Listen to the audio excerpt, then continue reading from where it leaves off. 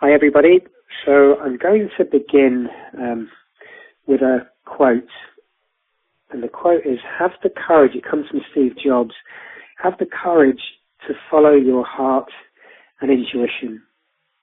They somehow already know what you truly want to become. Everything else is secondary. I'll say that again because it's quite long. So Steve Jobs said, have the courage to follow your heart and intuition.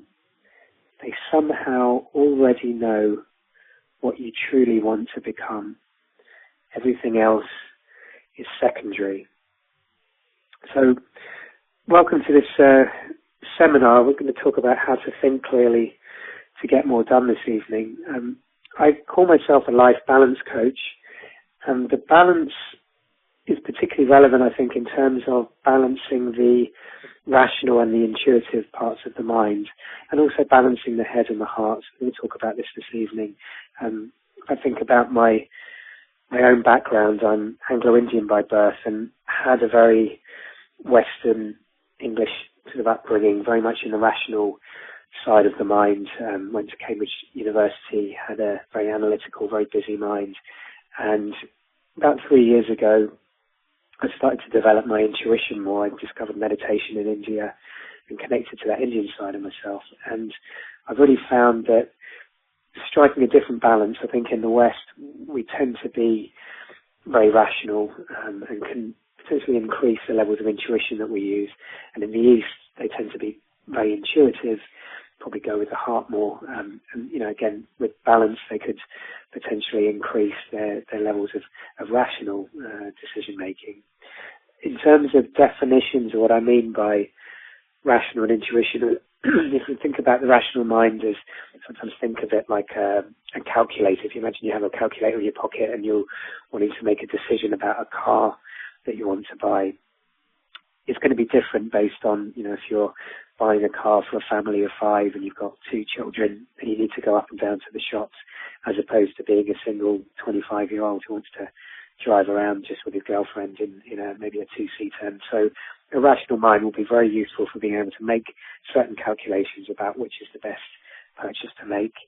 A short definition of intuition would be really something that knows what's for our highest good, and generally our highest good is when we're in joy and when we're happy. And so, I think we all know that feeling of when the gut is driving us or when we're thinking more from the heart.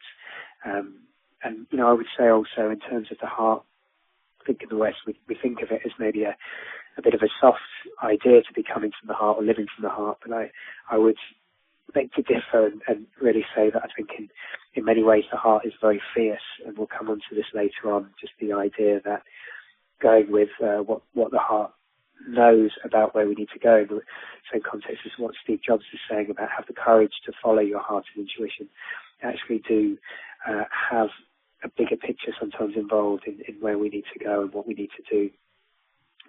So to give a bit more background to what's going on with the mind, when I was doing my coaching course, one of the things I learned was that we have 60,000 thoughts every day.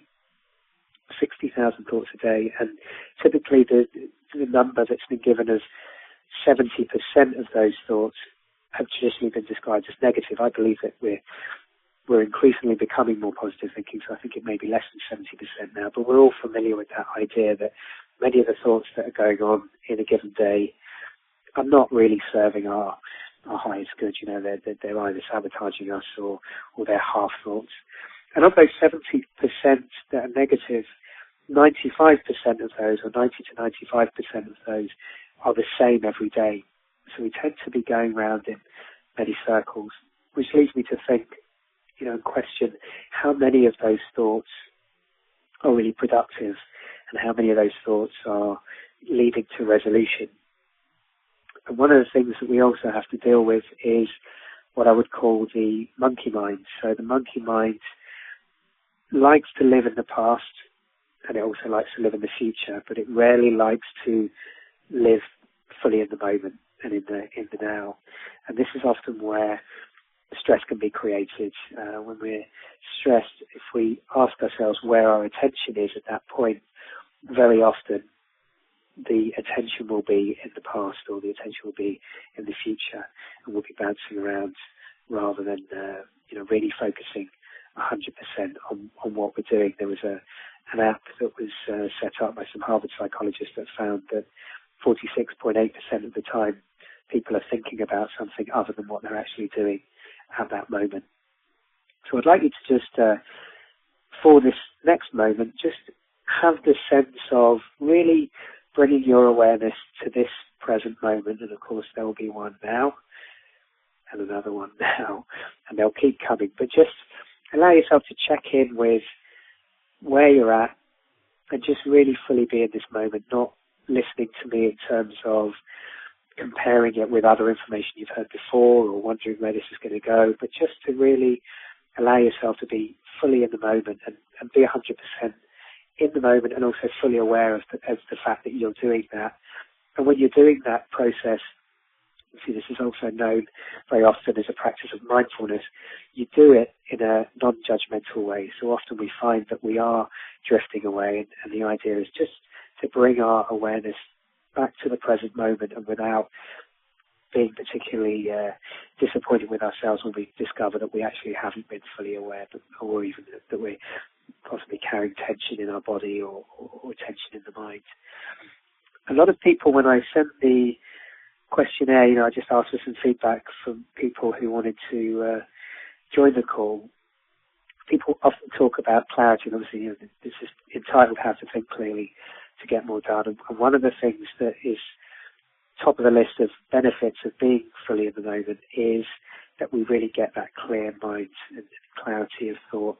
Whether you're an athlete or an executive or a surgeon, all these guys talk about when they're at peak performance, they have clear minds, improved focus, and typically that's being fully in the moment. So this is one of the things I want us to think about, is just having that clarity of vision simply by bringing our awareness back to the present now.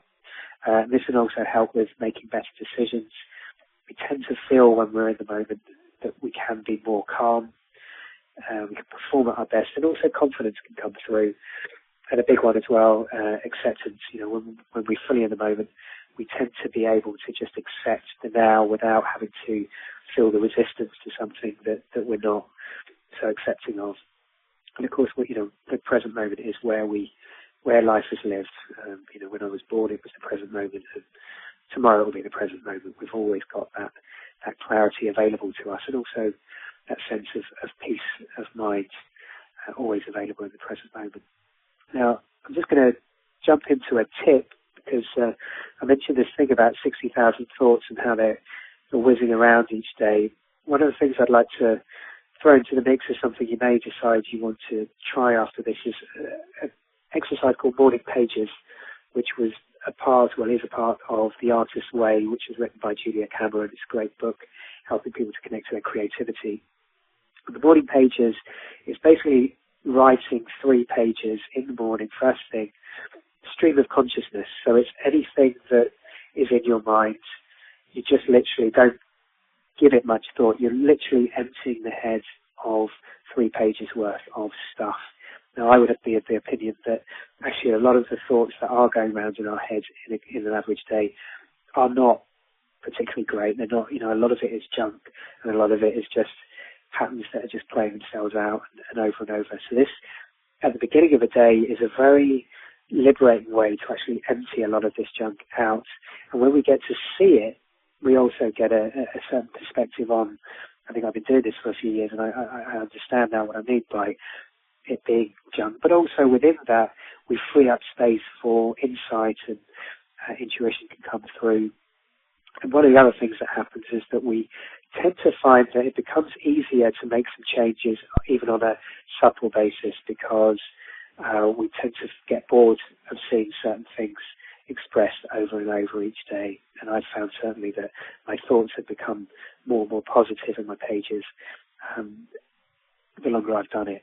Sometimes people say, well, I don't have time to get up 20 minutes extra early in the morning. See what you can do. Maybe if you're travelling to work and you get some time on the tube, that could be a a time, if you can't do it first thing. But there is something beneficial about when you're in that blurry-eyed part of the morning that you have the ability to, sort of slowly wake up and actually not give too much thought to what you're saying, but you're literally just letting it flow, and see how that goes. But certainly it does create more space for, light bulb moments later on in the day when you've got a clearer mind. Okay, back to the workings of the mind. One of the other things that particularly the rational mind will be doing, just going to have a quick sip of water, is the rational mind will base its decisions on pain and pleasure. So it will try to avoid pain for us and take us towards pleasure. A typical example of how my mind used to operate in this way was writing a to-do list and, having lots of items on my list. I'm sure a lot of you out there would also do this, where you get a sense of pleasure from ticking off many items on the list, and we feel productive when we are operating in that way. Typically, on any given day, we will have one or two things that, if we were to do them in the day, they would really give us big results. And a guy called Brian Tracy would call these frogs, and it's a useful sort of analogy, because sometimes we'll see them as important, but our perfectionism might kick in, or our fear of failure. We might decide, we'll associate some pain with tackling that frog, or the idea goes eating that frog. And so we'll imagine, I'll have more pleasure, I'll clear my mind by getting 10 things off my to-do list, and then I'll be in a better state of mind to tackle the frog, and then it will be more pleasurable all round. But actually, by eating that frog, sometimes we can get much bigger benefits. And so the key with this is also being able to explain the benefits of taking a course of action to that rational mind, and just being able to interject and think about the long-term pleasures, rather than sometimes without giving it much thought, we might just go on a fairly surface level, sort of pattern of thinking, which will take us away from associated pain. I think the rational mind is very often, I like to think sometimes its favourite phrase is yes, but, it will think of something and understand it, but then we'll start thinking about potential pain, and that can often be associated with patterns of thinking that are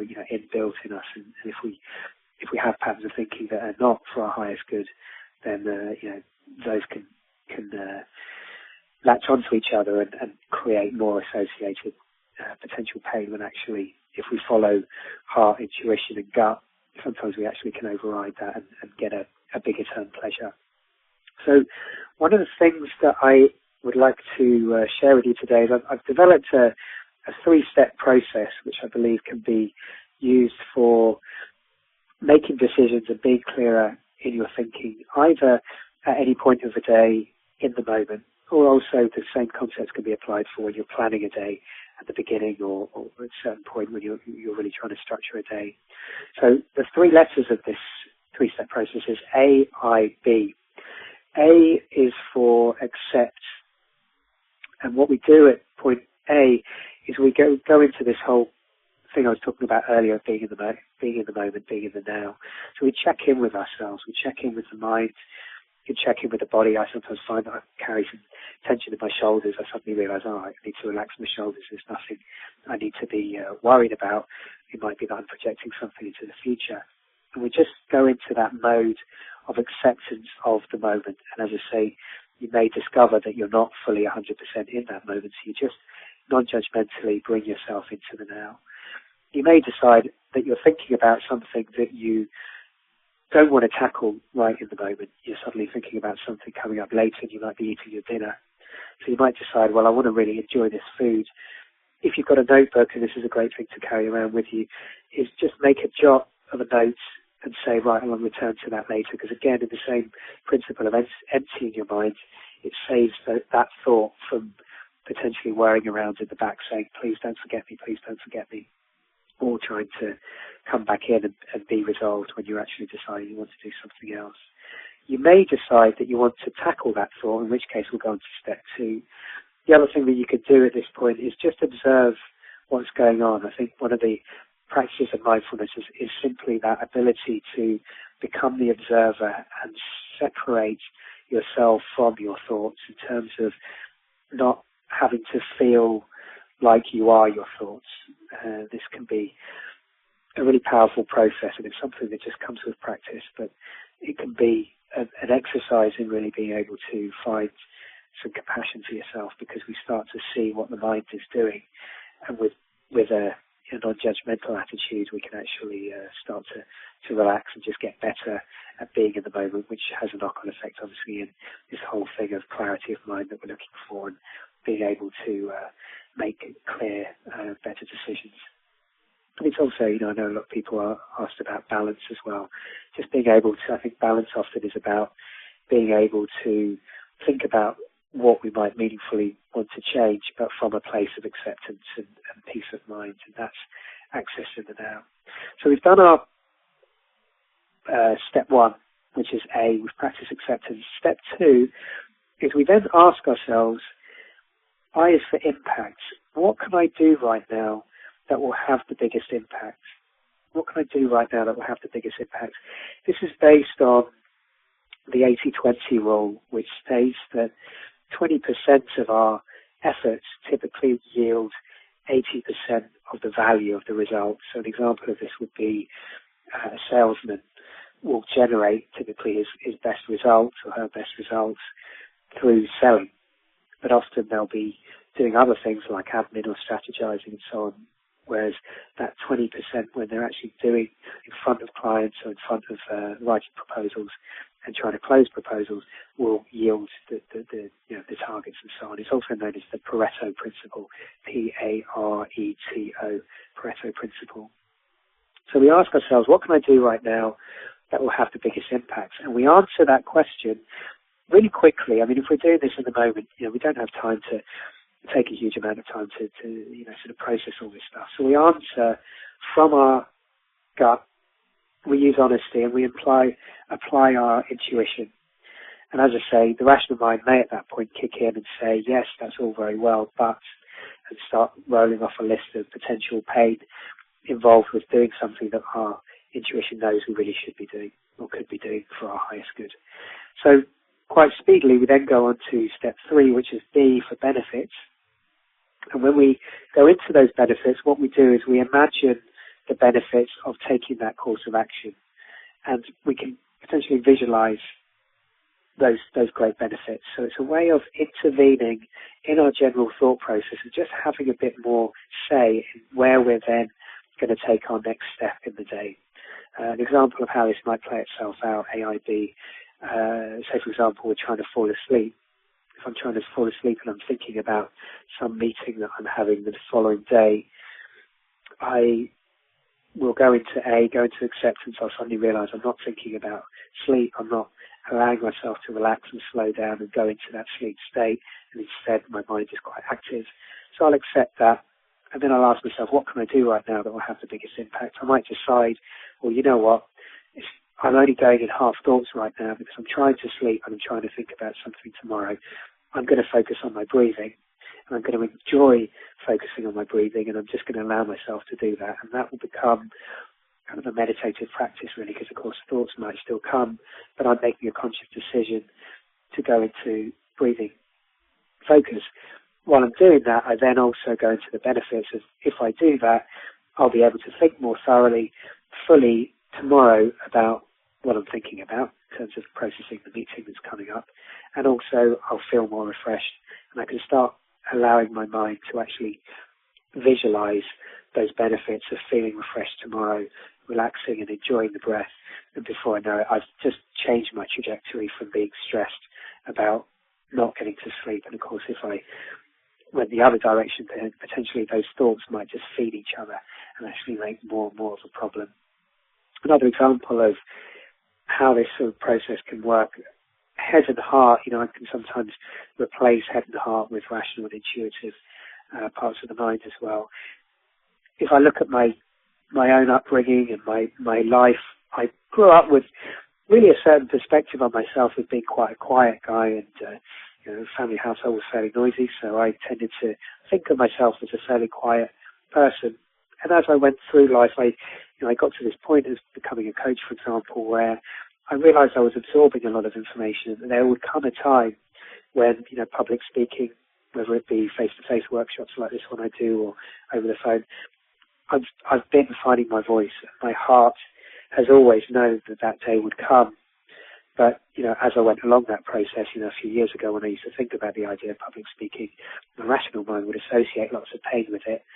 And ultimately, this is what I mean about the heart being fierce. My heart has always happily just sort of smiled knowingly and just encouraged me to just keep going and, of course, to face certain fears and just keep moving on, which is what I've done. And, of course, fulfillment comes from that. So it's being able to allow the heart to drive and override sometimes the sabotaging mind that wants to intervene and actually, not be for my highest good in certain instances. Okay, so one way I mentioned that this can be used is in planning stages. So I'd like to encourage you, as you're listening to this, I mentioned the pen and paper would be useful.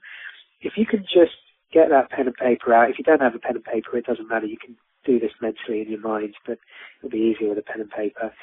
If you just draw a line, a vertical line on the left-hand side, and then it'll look like a graph, so you'll have a horizontal line going out to the right from the bottom of the axis. And what I want you to do is make the left-hand vertical line about your energy levels, so it will go from 0 to 10. And then plot on the horizontal line going out to the right the time of the day. So you can start the time of the day, whatever is meaningful to you. I've got in front of me 8 a.m. and then it plots its way out to either early evening or middle of the evening, or even later. And just allow yourself to get a sense of maybe where lunchtime is and where those hours are. You don't need to spend too much time on it now. We just want to do something fairly rough. Once you've got those two axes in place, have a think about your energy levels on any given day. Where are you at your peak energy levels as things stand? Where do you feel most fresh? And draw one line that represents your energy levels over the course of that day. I'm just going to give you a moment to do that.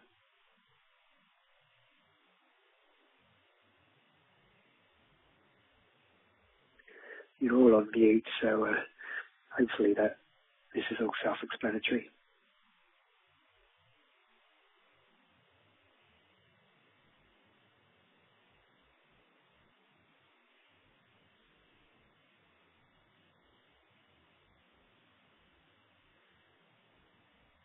Okay, so you should see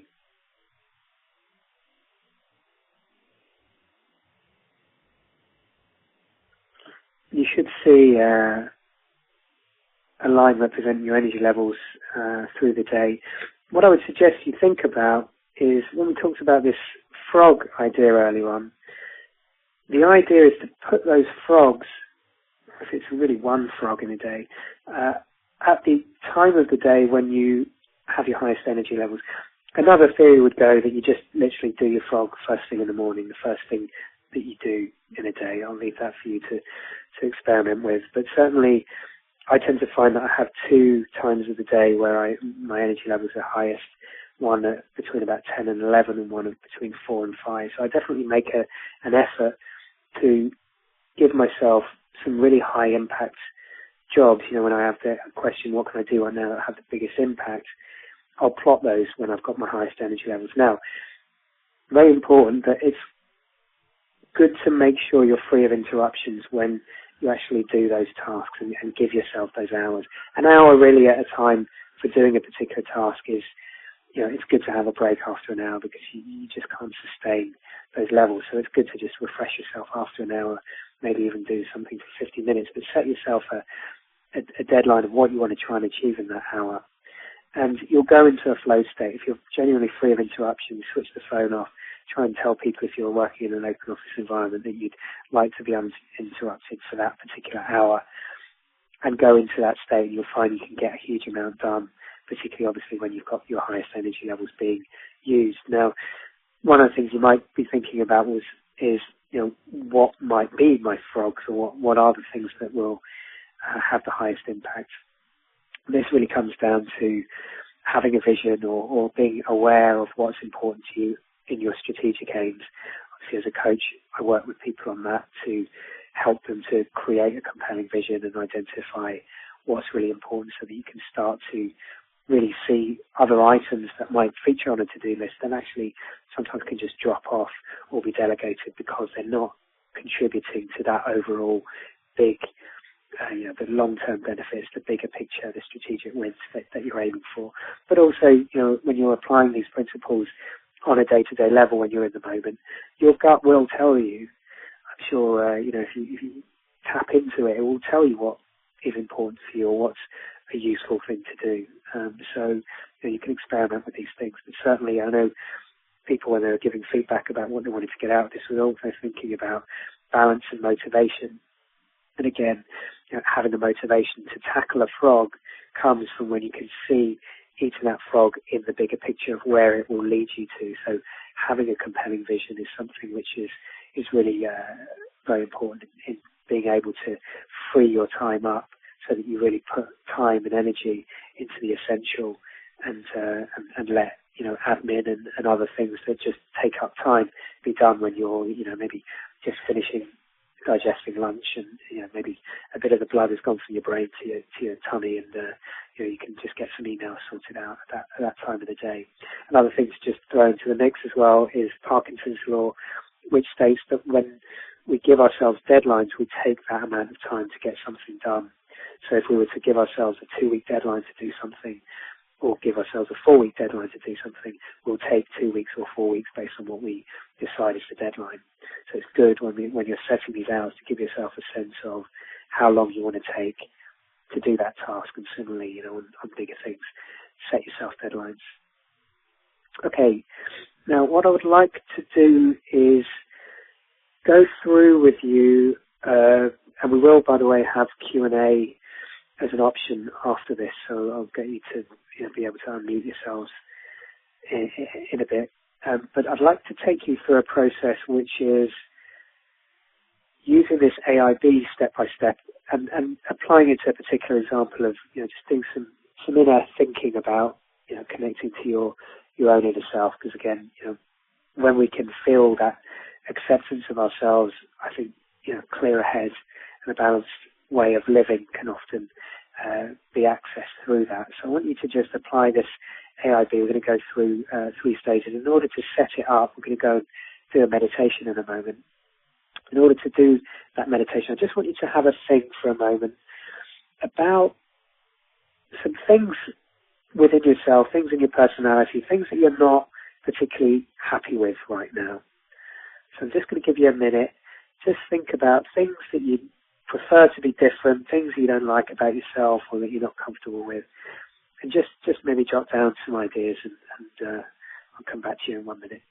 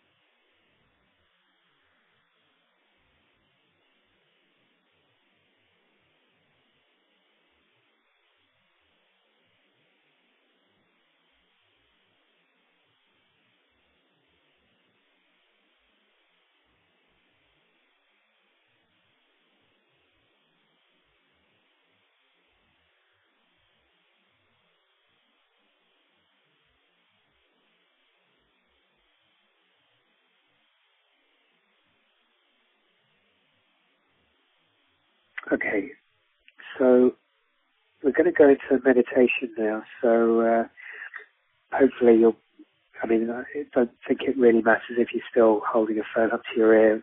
It will still work. But if you want to put me on speaker or something like that, then feel free. And this is just really going to take us through the A of the AIB and just practice this acceptance level. So Just make sure you can get into a posture that's as comfortable as possible. And gently close your eyes. Take a slow, deep breath in. And breathe out. Take another slow, deep breath in. And let go. Now, imagine a very relaxing colour. And imagine that relaxing colour. Just go with your intuition. Now, imagine that relaxing colour spreads up through the bottom of your feet now.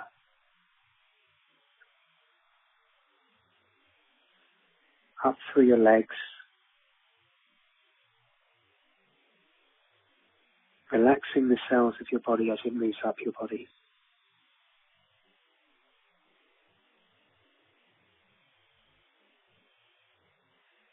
Up through your knees. Up through your legs and your waist.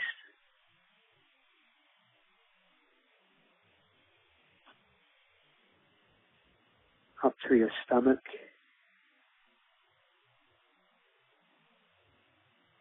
Gently relaxing the cells, the muscles of your body. Up through your chest, through your neck, through your face, up to the top of the head.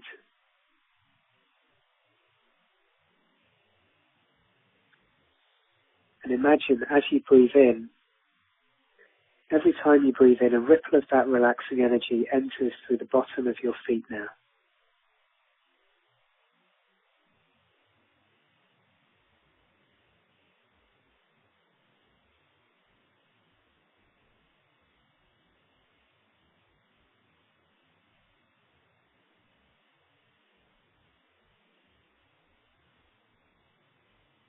Now, think of any anxieties in your mind.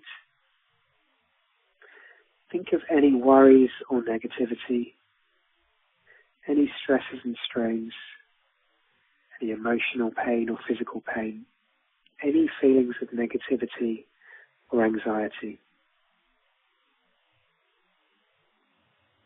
Imagine you could hand all of this over and release it and let it go when you surrender all your anxieties.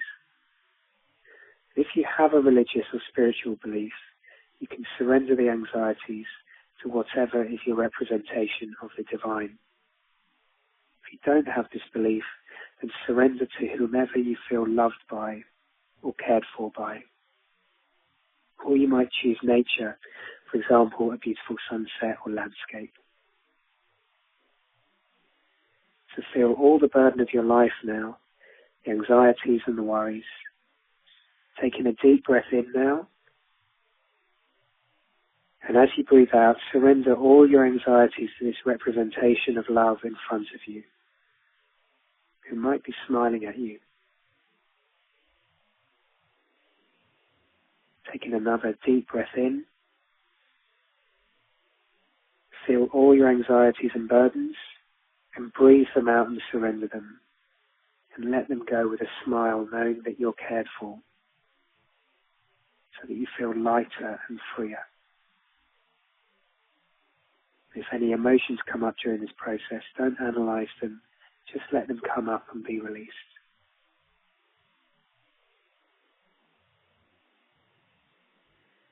And once again, think of any anxieties or worries in your mind, taking a deep breath, and just breathe them out and surrender them and let them go. Feel at peace now.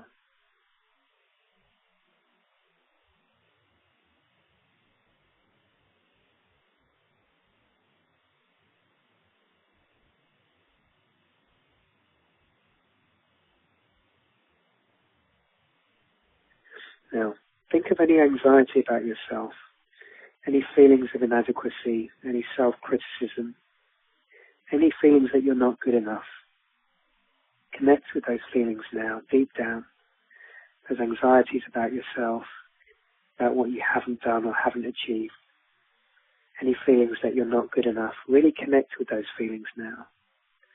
Connect the deepest worries and anxieties about yourself and what you don't like about yourself. Now connect with those feelings.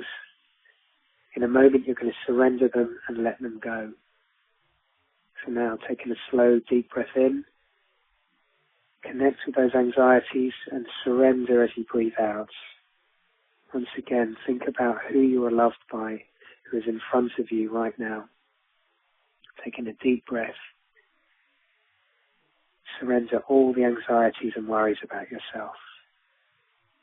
Surrender them completely and realize that it's your birthright to feel calm, peaceful, and happy with who you are. Imagine saying to yourself right now, I am complete right now. Say that in your mind. I am complete right now. And imagine how that will feel right now. Imagine saying to yourself, there is nothing you need to be. There's nothing I need to do except be exactly who I'm being right now. I'm fully accepted and loved for who I am right now. Decide to feel fully comfortable in your own skin now. Put a big smile on your face. Take in another deep breath. Feel any remaining anxieties and surrender them as you breathe out. And feel completely happy with who you are. Feel how liberating that can feel. To give yourself permission to be free. Imagine that from now on, whenever you breathe out, you can feel this surrender. Whenever you take in a deep breath and breathe out, you surrender all your anxieties and worries to someone you're loved by, being completely in the moment right now.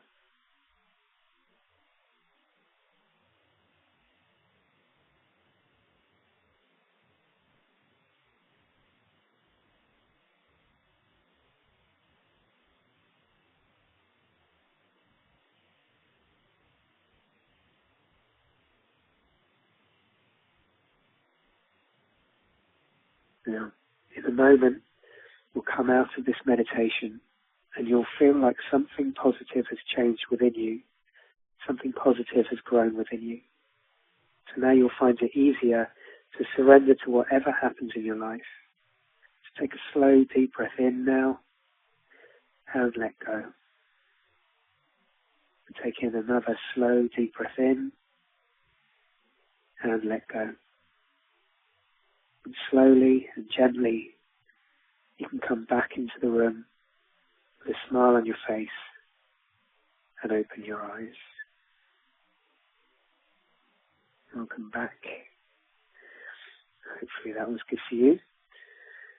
And the next stage, so we've now practiced a level of self-acceptance. The next stage of this is I'd like you to just think about one aspect of yourself. If you were to have some awareness of it and do some work on it in the next month, ask yourself, what can I do that would have the biggest impact? Which aspect do you want to choose to work on that would have the biggest benefit if you choose to go through this process? Just have a think, and I'll give you a minute to think about that.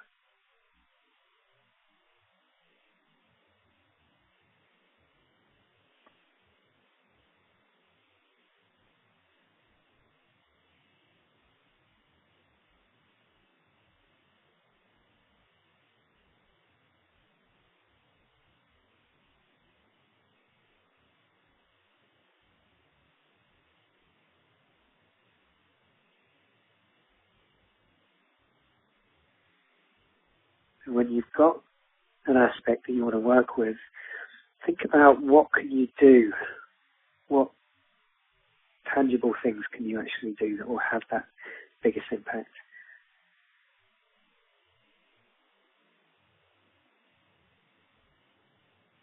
And before the rational mind kicks in and starts saying yes, but when you've got those ideas, start thinking of what are the benefits that would come from that, and allow yourself to Actually, close your eyes and go into a visualization. Play a little movie of yourself, either if you've changed some behaving in that particular way, or just allow yourself to drift off into the benefits of taking that course of action and allowing those things to happen.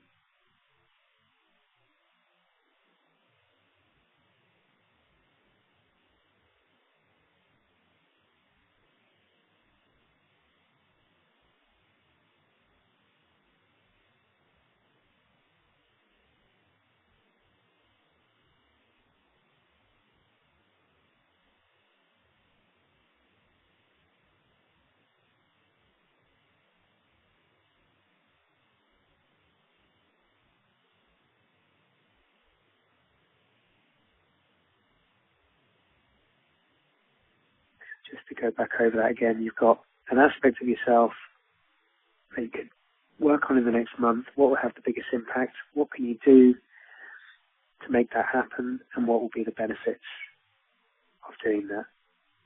Once we go to Q&A, it'd be nice if any of you want to share anything that's come up in that process.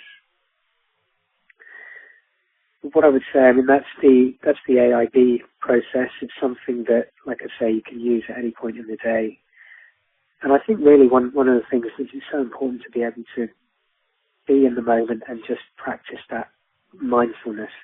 And in a way, when I came to this AIB process, it was about having a tool that reminded me to just practice awareness. So if you find that you go into awareness and then you don't want to use I and B, of course, it's already done its job to a large extent in being able to just bring you that clarity of mind. But if you do then want to think about how you can move forward and just intervene with what would otherwise be potentially just a bit like I sometimes think our thoughts can lead us around like a leash for a dog.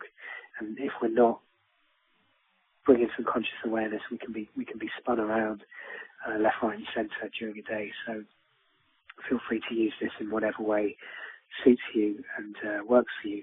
I'd say another big thing is really being able to trust yourself and learn that element of compassion, and then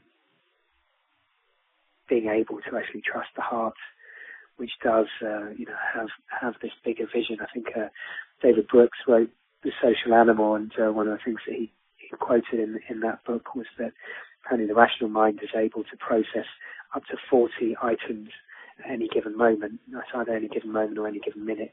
Any given second. But the intuition, our subconscious, is able to process up to 11 million bits of information in the same time frame. So we're dealing with something which is hugely powerful. And obviously they talk about how the mind is, we're only really tapping into 10% of our brain power at this point. So I would say, be able to give yourself the opportunity to, sort of rely on the moment to actually feed your decision making. So as Steve Jobs said, have the courage to follow your heart and intuition. They somehow already know what you truly want to become. Everything else is secondary. I can just come towards the end of this and then we'll go into Q&A just to mention a bit about my coaching. You've obviously seen that I'm a life balance coach, and as I mentioned earlier, the creation of a compelling vision is one of the things that I really help people with. I know a number of people who had responded to the question of what they wanted to get out. They've talked about things like motivation and balance. And I think, one of the keys is, like I said earlier, being able to know what the vision is, and there's a structured approach that I can take to that. And obviously you guys all have the answers within yourselves as well, so it's about bringing that out. And as we go through that process, sometimes obstacles and fears and ideas of what's possible, what's not possible from sometimes, the rational mind can come up, and actually being able to clear fears and move around obstacles is very doable. And, processing of fear I found to be a particularly easy task in many ways. I would say, the solution is the easy part. Having the courage to admit to yourself that you need help is the hardest part of all for many people. So what I'd like to end this part of the session with is obviously thanking you very much for taking the time, and hopefully you found some useful ideas within this, and there will be an archive version of it available. So certainly if you've asked for a link to that, I will be sending that to you.